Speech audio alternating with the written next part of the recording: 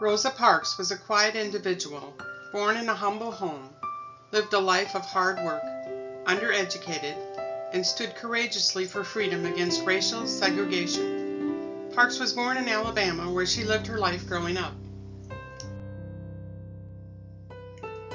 Parks met her husband, who was a civil rights leader in Alabama, and together worked side by side for the National Association for Advancement of Colored People programs, where Parks served as the secretary and youth leader.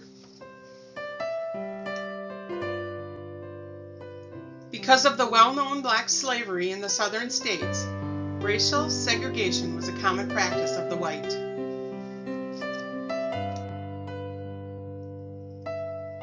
In 1955, Parks was seated on a bus in Montgomery, Alabama, and was asked to surrender her seat to a white, and her refusal landed her in jail.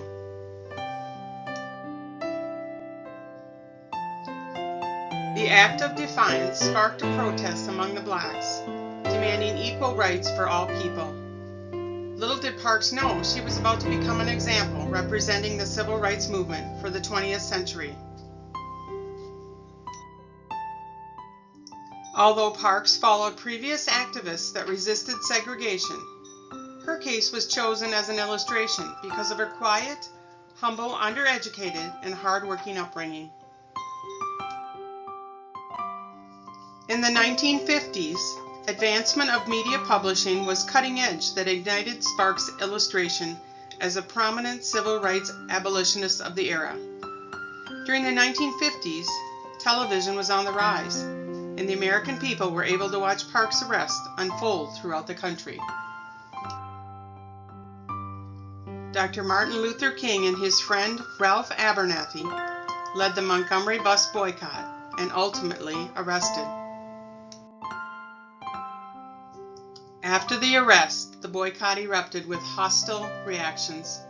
Churches were bombed, and the King and Abernathy homes were burned. All while this was happening, the American people could watch the hostility towards African Americans unfold. Newspapers published, and television provided police brutality in speeches of Dr. King.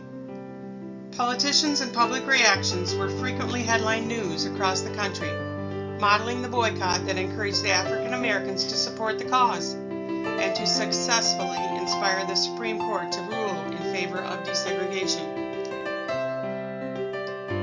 Repercussions followed the boycott, and Parks' incarceration caused her and her husband great economic hardship. Following the Montgomery boycott, both Parks and her husband lost their jobs.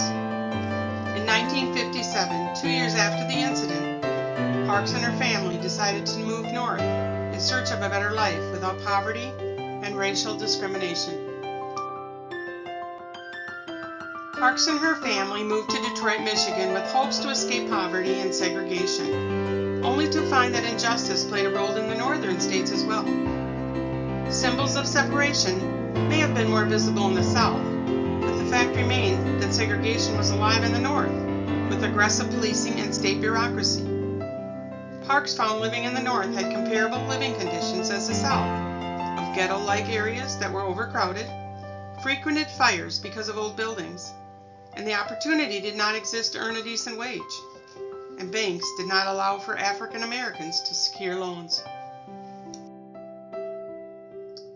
Today, America sees Parks as an important figure that began the first step towards the revolution for civil rights by sitting down and refusing to give up her seat to a white person. Rosa Parks unknowingly brought America together when hatred and hostility towards African Americans were known as a way of life.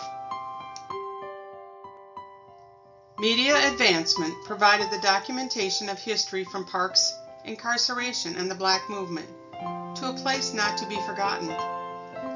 Americans saluted her with an honorary send-off after her death that included thousands of people standing along the street, cheering on the horse-drawn carriage carrying her body. The Black figure, Reverend Jesse Jackson, concluded a farewell message to the nation, summarizing her legacy. "Sweet angel, take your rest. Sit where you want to," Jack said. "There will be no arresting officers, no signs of disrespect, and no more handcuffs. You've served us well. You've done God's will.